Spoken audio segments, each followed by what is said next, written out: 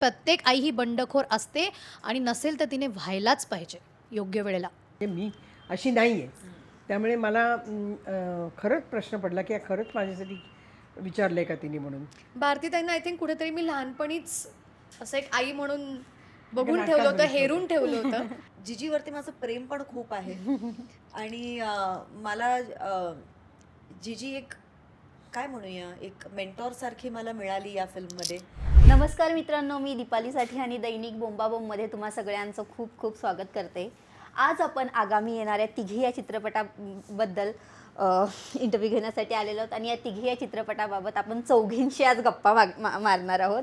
या चित्रपटातील अभिनेत्री भारती आचरेकर मॅम, नेहा पेडसे मॅम, जीजी विशा मॅम आणि सोनाली मॅम, या चौघींशी आपण गप्पा मारणार आहोत.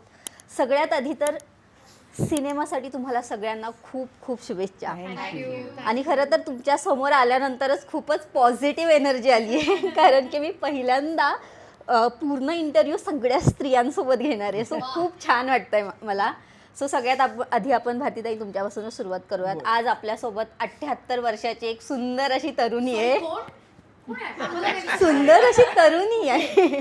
बोलली का ती तरुण.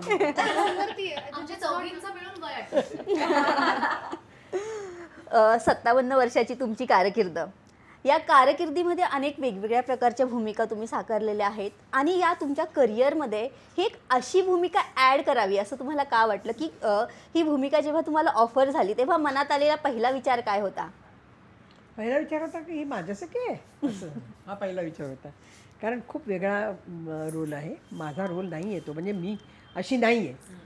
त्यामुळे मला खरंच प्रश्न पडला, की खरंच माझ्यासाठी विचारलंय का तिने म्हणून. पण जिजी विषय म्हणाले की नाही, मला तुम्हीच पाहिजे तिथे.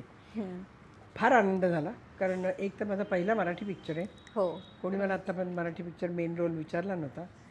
तो एक फार प्रमुख मुद्दा होता की मी हा ॲक्सेप्ट करणार. आणि रोल अप्रतिम होता. येस. आणि जिजी विषयाने तो खूप कन्व्हिन्स करून मला सांगितला. त्यामुळे मला नाही म्हणायचं धाडसच झालं नाही. आणि मी म्हटलं की या वयामध्ये मला असा रोल मिळतो, आणखी काय हवं. त्यामुळे मी ॲक्सेप्ट केला. येस. आणि आमच्या सगळ्यांसाठी ही एक पर्वणी असणार आहे तिघी या सिनेमातून. ओके, मी दिग्दर्शकांकडे येईल थेट.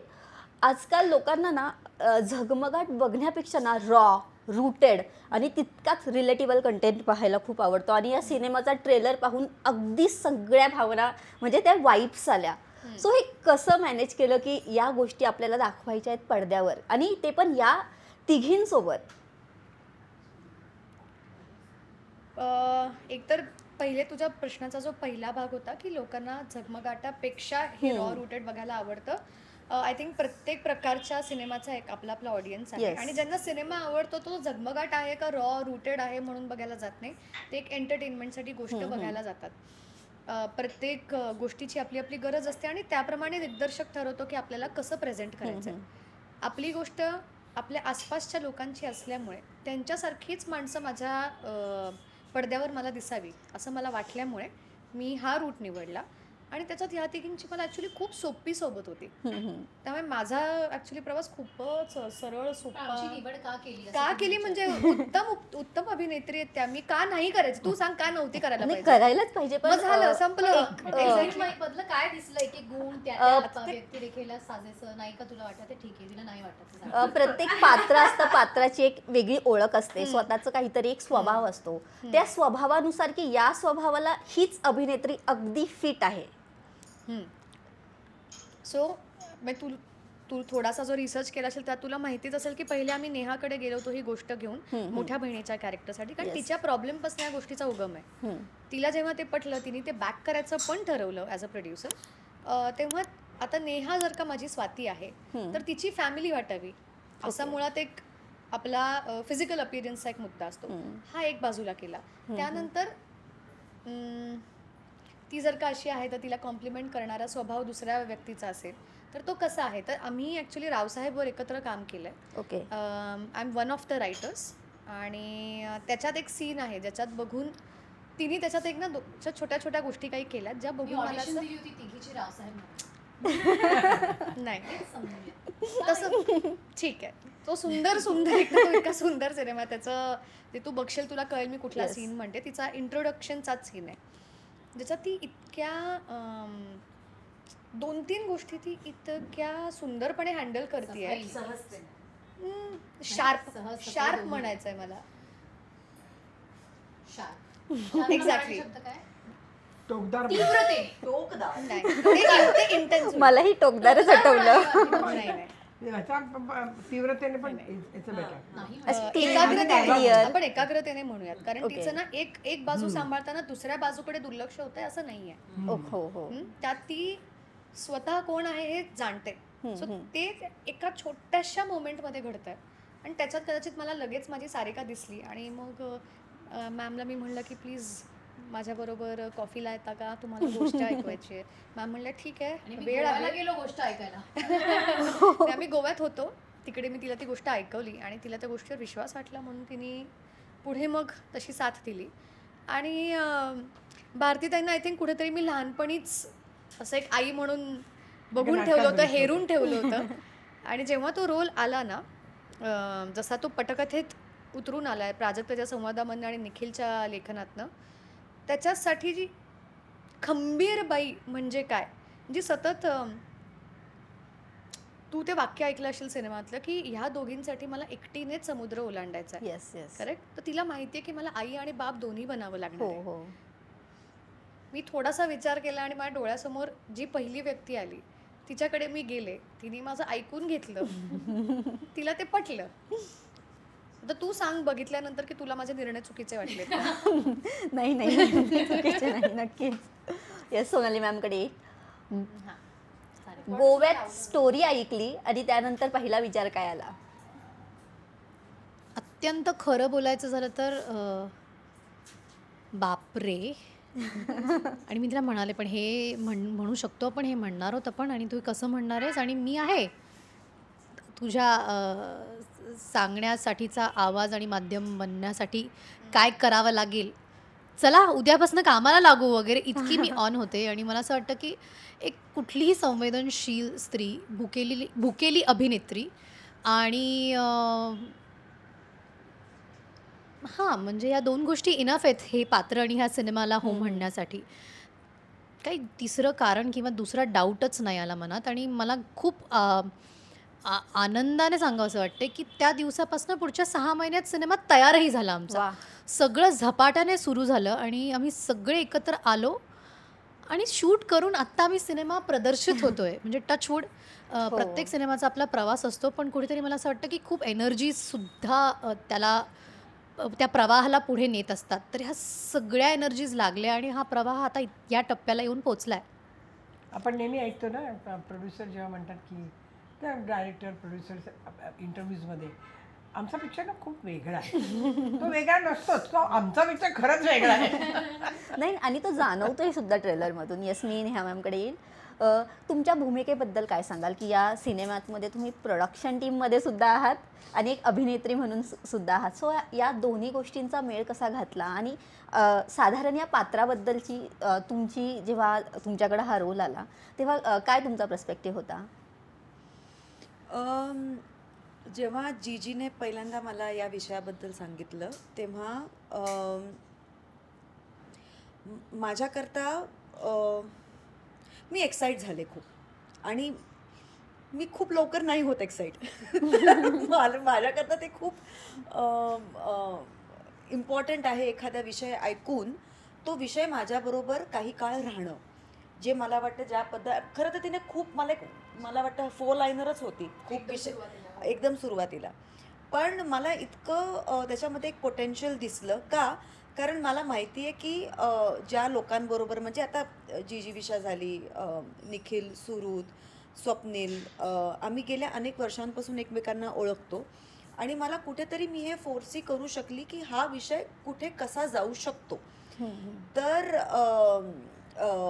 किंवा त्याचं सादरीकरण किंवा ते कसं प्रेझेंट केलं जाईल ह्याची एक बऱ्यापैकी मला एक टोनॅलिटी माहीत असल्यामुळे मी एक्साईट झाले. मी तिला म्हटलं लवकरात लवकर कधी आपण करू शकतो करेक्ट पद्धतीने. तर whatever time she asked for, मी म्हटलं I am on as a producer, I want to be a part of this, I want to back this film. काय मला आवडलं ह्याच्याबद्दल तर मला वाटतं आम्ही तिघींनाही एका वेगळ्या लाईटमध्ये एका वेगळ्या पद्धतीने दाखवण्याची संधी या फिल्मने दिली.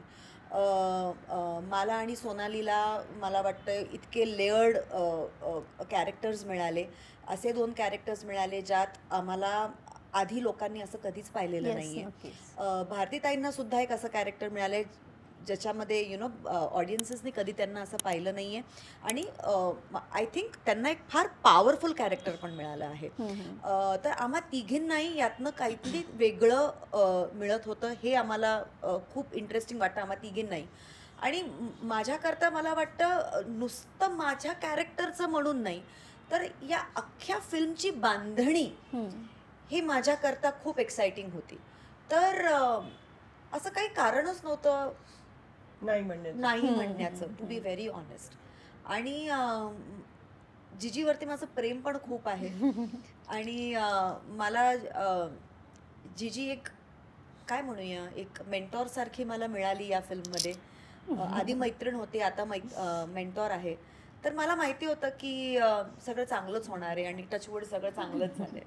माझी पण मेंटर माझी मेंथॉल पण माझी मी mentor जिजीविषा आहे. मॅमकडे येईल.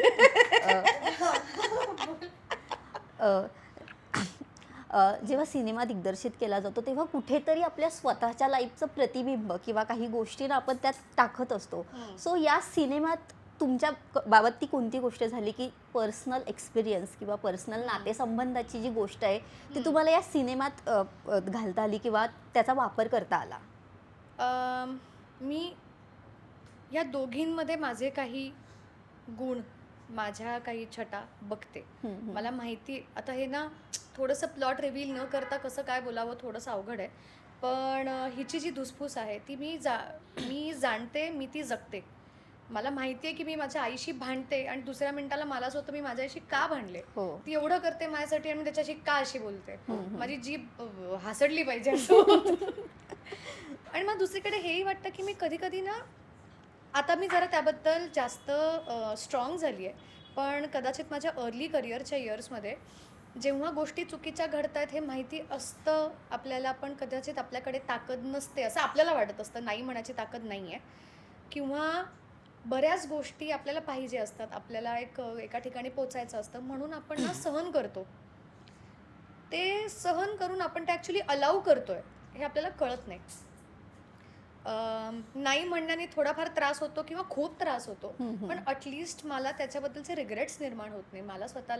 मी स्वतःला आरशात डोळ्यात डोळे घालून बघू शकते, हे मला शिकायला मिळालं आणि त्यातनं कुठे स्वातीचा प्रवास माझ्यासाठी झाला आहे. आणि त्यावर मला आईचं एक मला जगावं वाटतं, तेच की ती सांगते की कितीही कठीण परिस्थिती असली तरी जे मनाला पटतंय ना, जे सलतंय ना, त्याच्यावर तू काहीतरी केलं पाहिजेस. हे मी स्वतः कदाचित आयुष्यभर स्वतःला सांगत राहीन, कारण मी एकुलती एक मुलगी आहे. आज पुढे कुठेतरी जाऊन मला हे सगळं स्वतःलाच सांगावं लागणार आहे. तर कदाचित ही स्वतःसाठी केलेली आत्ताची शिदोरी फॉर लेटर आहे मला. मला असं म्हणायचं आहे. आणि हे आठव, हे तूच केलंयस.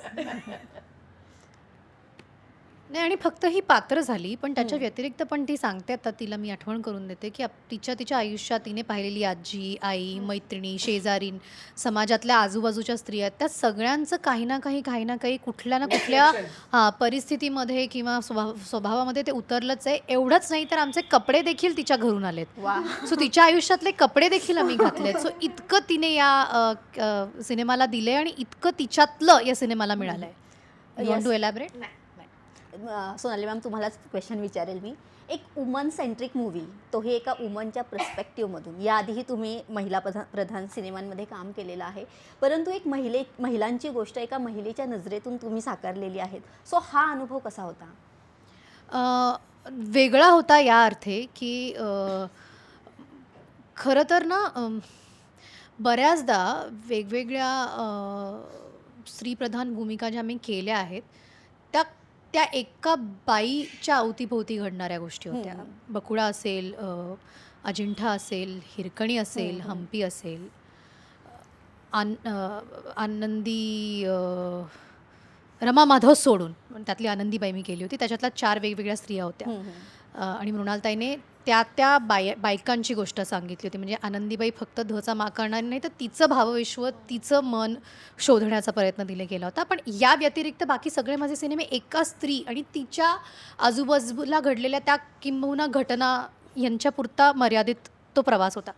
इथे 3 वेगवेगळ्या स्त्रिया एकत्र एका घरात, एका आयुष्यात, पण तरीही किती वेगळ्या, तरीही वेगवेगळी मनं, तरीही वेगवेगळे स्वभाव, एकाच गोष्टीकडे बघण्याचा तिघींचा वेगळा वेगळा अनुभव आणि त्यातनं निर्माण होणारा दृष्टिकोन, हे सगळं एकत्र एका सिनेमाच्या बाबतीत घडताना मी पाहिलं आहे. आणि अत्यंत लहान कमी वयातल्या एका दिग्दर्शिकेबरोबर काम करण्याचा अनुभव, ह्या दोन्ही गोष्टी या फिल्ममध्ये वेगळ्या ठरतात.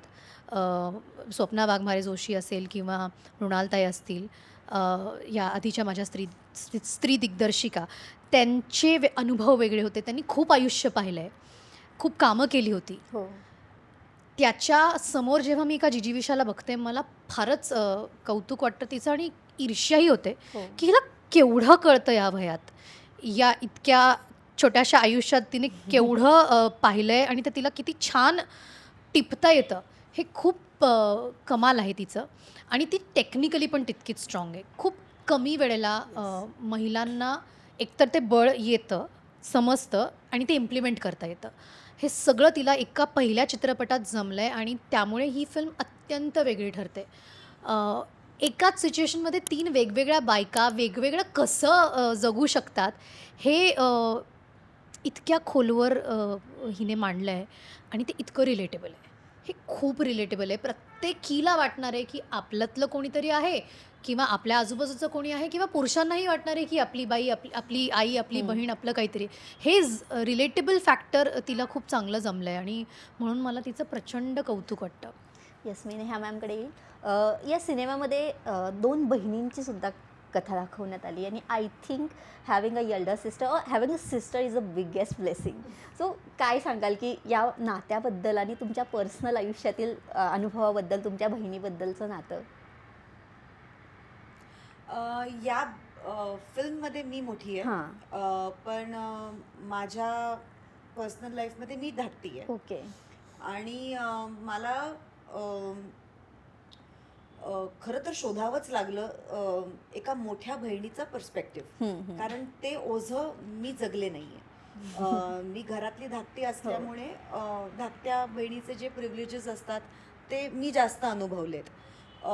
तर नक्कीच या फिल्ममुळे मला माझ्या बहिणीच्या दृष्टीने माझ्याच घराचा अख्खा प्रवास परत बघावा लागला. आणि ते फार इंटरेस्टिंग होतं. त्याने अनेक गोष्टींचा उलगडा झाला आणि त्याच्यामुळे मला स्वाती कुठेतरी मिळाली, सापडली. तर इट्स व्हेरी इंटरेस्टिंग. म्हणजे या निमित्ताने का होईना मला माझी बहीण बेटर कळली. तर या गोष्टीचा आनंद आहे मला. येस, मी भारतीताईंकडे येईल. आजकाल माझं आजच्या काळात स्वतंत्र राज्य आहे माझं. येस, आजच्या काळात ज्या मुलं असतात, मुली असतात, त्या आईला ना समजून घेण्यापेक्षा जज जास्त करतात की आपली आई आपल्याशी असं का वागते. बऱ्याचदा त्यांचा हेतू त्यांना माहीत नसतो. सो या गोष्टीला तुम्ही कसं पाहता की आजकाल मुलींनी कशा प्रकारे समजून घेतलं पाहिजे एका आईला? खरं सांगू का, आजकाल ना वेळ नाही आहे कोणाला काही. इतकं ते न्यूक्लिअर फॅमिलीजमुळे ना प्रत्येकजण इतका तुटला आहे. आणि आताच्या म्हणजे तुम्ही व्हेरी फ्रँक ना, माझ्या वेळेला बायका वेगळ्या होत्या, आताच्या वेगळ्या बायका आहेत. त्यामुळे आताच्या ज्या आया आहेत त्या पण काम करतात. हो, त्यांचे पण वेगळे प्रॉब्लेम्स आहेत. मुलांना पण झगडावं लागतंय. तर मला खरं म्हणजे दया येते त्यांची. मला काय त्यांना द्यावंसं वाटत नाही सल्ला. कारण त्या आपापल्या परीने त्या आपापल्या प्रॉब्लेम्स आणि संघर्षमध्ये इतके अडकलेले आहेत की त्यांना रिलेशनशिप मेंटेन करायला वेळच नाही आहे. नवरा बायकोंना वेळ नाही आहे तर आई कुठली, आई तर फारच लांब राहिली. त्यामुळे मला दया येते त्यांची. म्हणजे मला त्यांना सल्ला द्यावासा नाही वाटत. त्यांनी आपापले प्रॉब्लेम सोडवावेत आणि आपापल्या प्रॉब्लेमचं सोल्युशन काढावं असं मला फार वाटतं. मी नाही त्यांना काही जज करू शकत, कारण हे जजमेंट इज व्हेरी रॉंग. जजमेंटला पण होऊच नाही शकत कुठल्याच बाबतीत. आमच्या जमान्यामध्ये वेगळं गोष्ट होती. आया काम करत नव्हत्या, त्या बिचाऱ्या हे करायच्या. मुलं पण तेवढे. मला आठवत आहे की अमेरिकेला आमचे काही मित्र आहेत, म्हणजे आता त्यांची वय 70 वर्षाची आहेत. पण ते दर रविवारी आईला फोन करायचे म्हणजे करायचे एक तासभर वगैरे. मला इतकं कौतुक वाटतं त्यांचं. आणि तेव्हा तर फोनही नव्हते आणि फोन किंवा नव्हता. किती महाग होते तरी पण हो, आता म्हणजे मला फोन ना म्हणजे मला पूर्वी ते काही माझा मुलगा जेव्हा अमेरिकेला गेला तेव्हा मला ते क्लब्स असतात ना ज्यांची मुलं येणार आहेत त्या क्लबमध्ये मला जे बोलवायचे ते म्हणजे आमचे प्रॉब्लेम.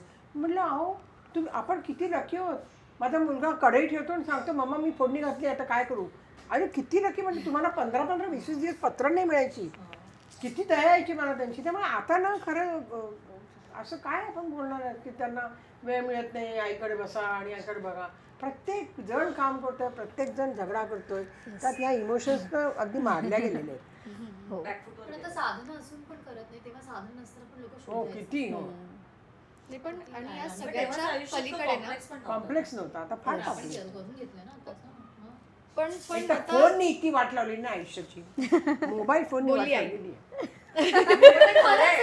मी अग्री करते. मी हेच म्हणत होते की प्रत्येक जे मूल असतं मुलगा मुलगी काही असू दे त्यांना ना त्या सायकलमधनं जावंच लागतं. पहिले ज्यांच्यावर आपण पूर्ण आपलं आयुष्य डिपेंड करतो त्यांच्याबरोबर काय 10, 11, 12 वर्षापर्यंत आपल्याला सगळं त्यांचं बरोबर वाटतं. आणि मग जसं बाहेरचं जग आपल्याला समजतं ना ज्या माणसांनी आपल्याला लिटरली पहिल्या दिवसापासून बघितलंय त्यांना आता आपलं आयुष्य कळतच नाही ही आपली समज आपोआप तयार होते. नाही रिअलायझेशन होतं त्यांना एकेकाळी पण तोपर्यंत खूप लेट झालेलं. नाही, मी ते- एक सायकल मधनं जात असताना कितीतरी वेळेला तुमच्या हातून ती सायकल संपली. आता संधी मिळणारच नाहीये, वेळ गेलेली असेल हे कधी हा म्हणजे माझ्या मैत्रिणीचा मुलगा आहे तो म्हणजे तो खूप मला वाटतं कुठे स्कॉटलंड का कुठेतरी असतो. फार लांब नाही स्कॉटलंड इज नॉट दॅट फार. पण मला तिला तो सांगतोय आजारी बिजारी पडू नको सगळं मला सगळं सोडून द्यावं लागेल. अरे, चांगल्या अर्थाने म्हणतो पण मम्मा प्लीज काळजी घे हा त्याचा म्हटला हेतू असतो. पण हे आहे हे सत्य आहे. पण त्या बाईला ते ऐकावं लागतं की बाबा मला माझी काळजी घेतली पाहिजे माझा मुलगा तेव्हा येईल इकडे. धास्तीने का होईना घेत असतील काळजी तर पण ते सॅड आहे. नाही इट्स व्हेरी सॅड. पण मी म्हणते होते की ते शिंग फुटणं होतंच आणि मग त्यानंतर एका टप्प्याला आपण कामाला लागतो आपण आपला संसार करायला लागतो आणि आपल्याला कळतं ओ अच्छा आई बाबा हे म्हणत होते.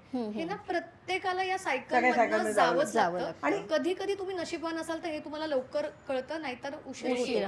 हो पण ते मग आपले कॉन्सिक्वेन्सेस आहेत. येस. एक लास्ट रॅपिड फायर घेऊयात सगळ्यांसाठी उत्तर देऊ शकता तुम्ही. ओके हो जिला सुचेल तिने. तिच्याकडे माहिती तिने बोला. माई ओके आई आणि मुलीच्या नात्यामध्ये जास्त काय असावं प्रेम की अपेक्षा? अपेक्षा कुठल्याच नात्यात नसाव्या. अपेक्षा कोणाकडनंच नसतात. नाही प्रेम.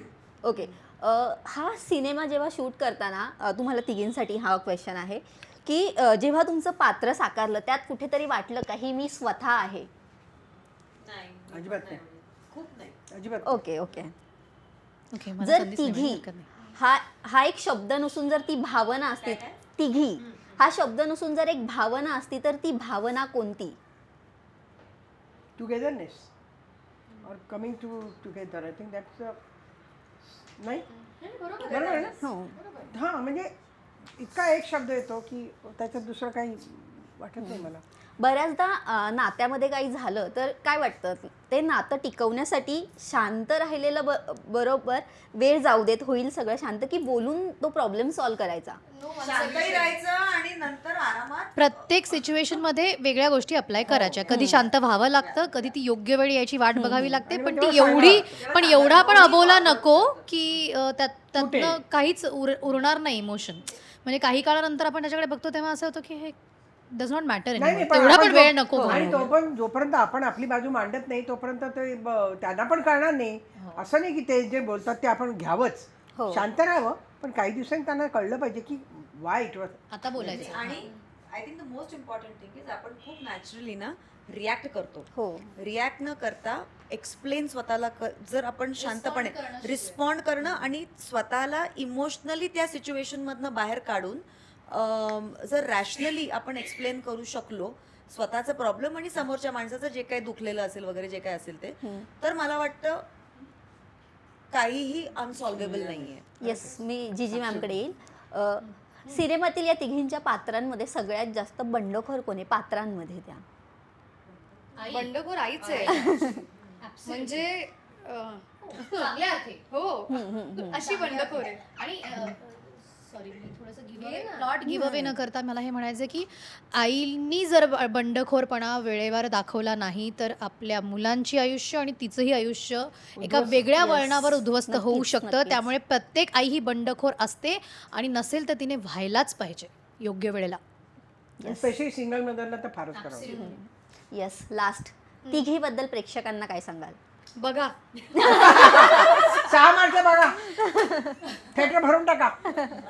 नाही सांग जीजी. पण बघितल्याशिवाय कळणारच नाही मला काय म्हणायचं. हेच सांगायचं. हेच आहे, काय- खरंच हे आहे सगळं की कशासाठी आहे? की बघण्यासाठी तर आमच्या please इंटरव्ह्यूमध्ये जे कळलं असेल ना ते इनफ आहे तुम्हाला बघायला. आणि तुम्ही बघणार, आम्हाला माहिती आहे तुम्ही चांगली लोक आहात. ओके, सो दैनिक बोंबाबोमच्या टीमकडून तिघी या सिनेमासाठी खूप खूप शुभेच्छा. Yes, thank you so much. Thank you so much. एक क्लिक मनोरंजन फिक्स. बॉलिवूडपासून टॉलिवूडपर्यंत आणि सिरियल्सपासून वेबसिरीजपर्यंत एंटरटेनमेंट इंडस्ट्रीतील प्रत्येक अपडेटसाठी लगेच फॉलो करा दैनिक बोंबाबोम.